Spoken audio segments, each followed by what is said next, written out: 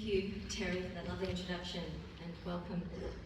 I'm so excited to be up here on stage with these incredible individuals, and I'm really excited to hear about what you have to tell us. So I think let's just dive right in. The one thing I think we're all going to know about AI is, in spite of it being around for almost 50 years now, why isn't it more ubiquitous in healthcare? Why hasn't it been integrated in a better way? Wendy, why don't you kick things off? Yeah, thanks. I think this is the key question, because a lot of people, of course, think AI is new and are very excited about all the ways it can be implemented and don't learn from history. IBM Watson is an example of that, I think, of coming in and thinking, oh, I have this new thing, and not realizing the barriers. And the barriers, there are so many barriers, and I think some of the main ones are really that developers are creating tools that are little tools.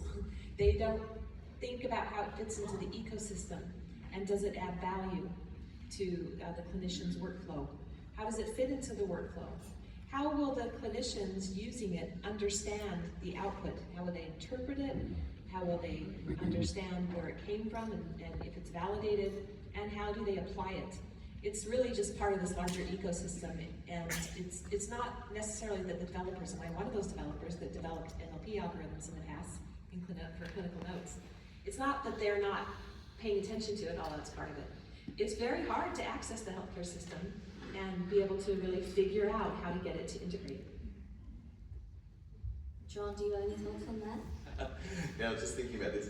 I used to say it was that not enough data was digital, and in fact it's important to remember that for large chunks of the healthcare system in Australia at least, a lot of data is not digital, the sort of data you'd want to feed into these models.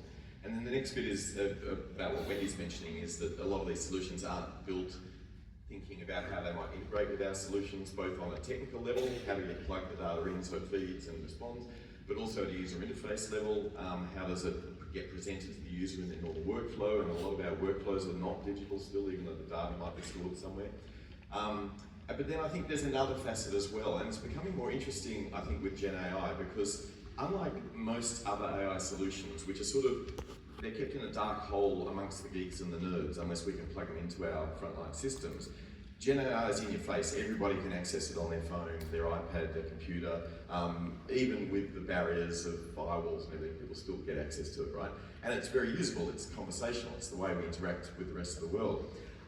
So this final element, I think, is absolutely critical, and it's safety and quality. So in healthcare, unlike a lot of other industries, that is our first and foremost priority.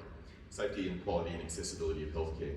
And when we're building the complicated systems of the past, you couldn't get past that. Whereas now we've got an issue because we've turned on AI, given it to people, but haven't really stopped to think about the safety and quality and accessibility implications. So it's really turning everything on its head, the latest Gen AI stuff.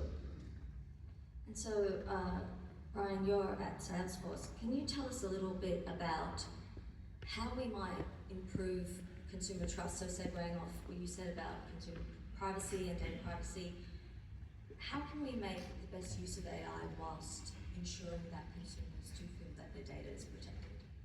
Yeah, there's so much value in what John and Wendy have just shared. When it comes to trust, that's a major issue that Salesforce sees as well, in the acceptance of Gen AI. So we've done some research with Boston Consulting Group recently, interviewing about 40,000 consumers of government services, for example, worldwide. About 10% of those respondents came from Australia and New Zealand. It's really interesting. I was busy celebrating digital health last night, quite late, so I wrote down some notes I can remember this morning exactly what those stats are. But it's interesting when we have a look at that acceptance factor, approximately 20% believe that the benefits outweigh the risks of Gen AI, specifically, not pre-Gen AI, so it was focused around Gen AI. And about